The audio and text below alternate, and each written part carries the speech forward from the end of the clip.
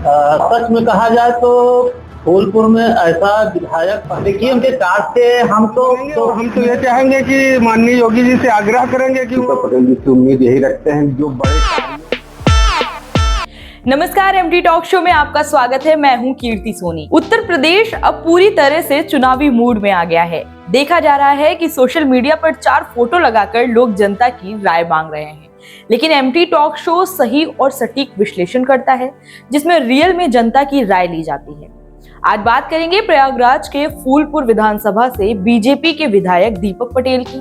दीपक पटेल प्रयागराज मंडल में इकलौते बीजेपी नेता हैं जो कई जिलों की राजनीति को प्रभावित करने का मादा रखते हैं।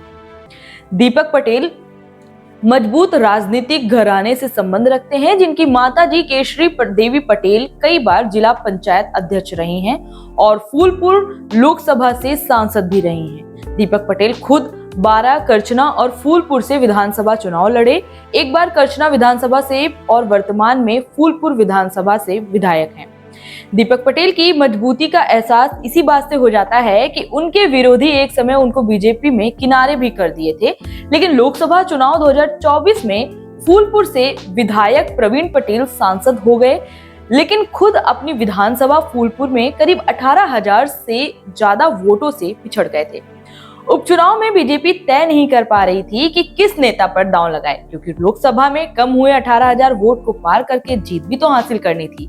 बीजेपी ने दीपक पटेल के ऊपर दांव लगाया और दीपक पटेल के शानदार मैनेजमेंट और लोकप्रियता की देन थी कि वे 11,000 से ज्यादा वोटों से उपचुनाव फूलपुर विधानसभा से जीतकर विधायक बने।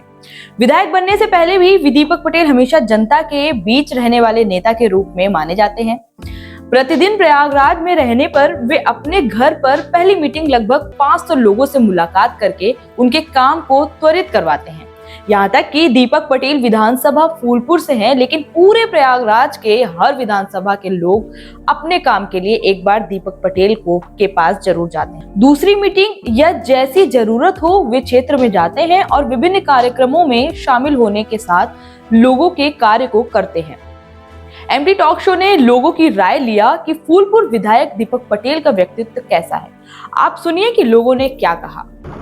सच में कहा जाए तो फूलपुर में ऐसा विधायक पहली बार मिला है जो इनका व्यक्तित्व एकदम बेहतर और अच्छा है, जो मतलब कभी किसी भी कार्य के लिए आप जाइए मतलब ना नहीं करते हो, कभी फोन लगाइए, फोन रिसीव हो जाता है तत्काल में, अगर नहीं रिसीव हुआ तो पलट के फोन कर देते हैं, फोन देते हैं कोई बात है क्या। तो मतलब ऐसा विधायक तो मिलना बड़ा मुश्किल लगता है। विधायक जी अपने फूलपुर के बड़े सरल स्वभाव के और बड़े जनता के लोकप्रिय विधायक हैं।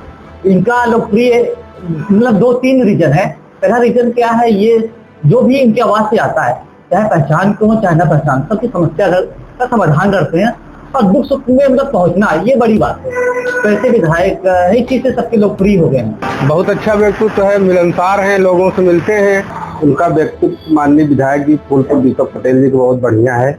हमारे यहाँ जितने भी लोग हैं उनके दरबार में जाते हैं, बाकी वो बराबर क्षेत्र का दौरा करते हैं, आना जाना, फोन से संपर्क करना बराबर लगातार दिन रात बना रहे। विधायक बनने के बाद दीपक पटेल ने काम पर फोकस किया। सबसे बड़ी चुनौती तो सैकड़ों किसानों की जमीन आवास विकास से अधिग्रहण करने के लिए नोटिस दिया था, उसे बचाने की थी।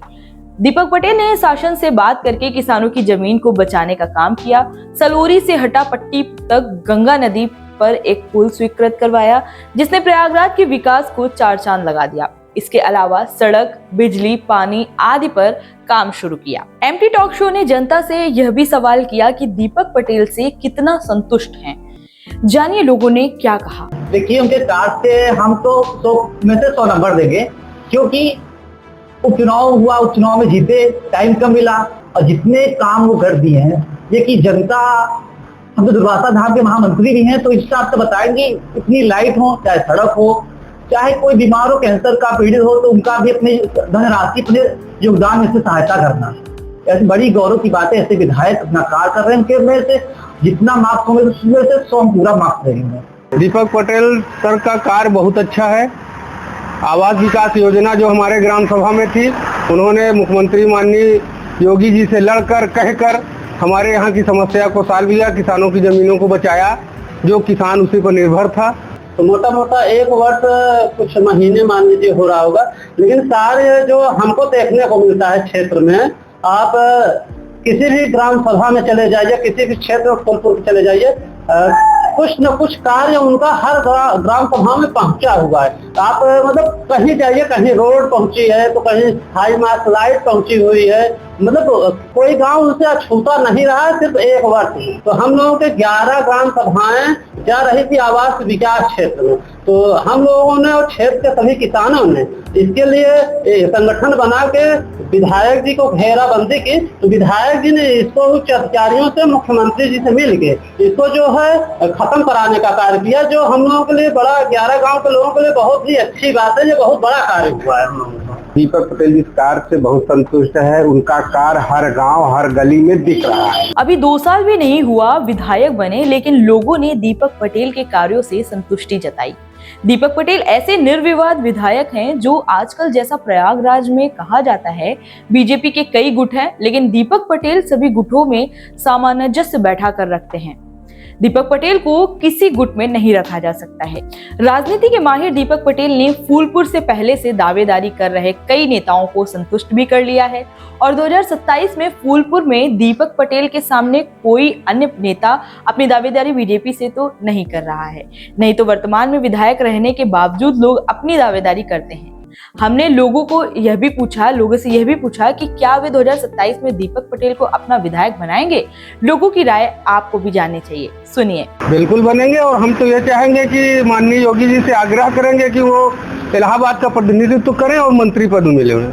ये तो पार्टी का निर्णय है, इसमें तो हम आपको क्योंकि पार्टी जो निर्णय लेती है वो सब पूरा पार्टी का पदाधिकारी का मान होता है, जो अपने राष्ट्रीय की कमेटी, जो उपचुनाव की कमेटी, उनका जो चुनाव कमेटी होती है उनका निर्णय होता है। बाकी इनके कार्यशैली तो टिकट तो इन्हीं को मिलना चाहिए, मेरा जहाँ तक है। पूर्ण बहुमत से बनाया जाएगा उनको, और बाकी उनके अलावा कोई यहाँ जीत भी नहीं सकता। बिल्कुल 2027 में 100% विधायक दीपक पटेल बनेंगे और हम लोग जोर शोर से उन्हीं को बनाएंगे, क्योंकि उनके जैसा विधायक मिलना बड़ा ही कठिन है। लोगों ने मन तो बनाया है दीपक पटेल को दोबारा विधायक बनाने का फूलपुर से, लेकिन समाजवादी पार्टी फूलपुर से कमजोर नहीं है और दीपक पटेल के सामने कौन प्रत्याशी आता है ये भी देखने वाली बात होगी। लेकिन दीपक पटेल की अपनी टीम है जो पूरा मैनेजमेंट संभाल रही है। हमने लोगों से यह भी पूछा कि 2027 में दीपक पटेल से क्या उम्मीद रखते हैं। आइए जानते हैं लोगों ने क्या बताया, उनकी क्या राय है। दीपक पटेल जी की उम्मीद यही रखते हैं, जो बड़े कार्यों हैं पेंडिंग पड़े रहेंगे, जो पूर्ण नहीं हो पाएंगे वो पूर्ण करने की कोशिश करेंगे, पूर्ण हो जाएगा। 27 में पूरी आने की उनकी उम्मीद है।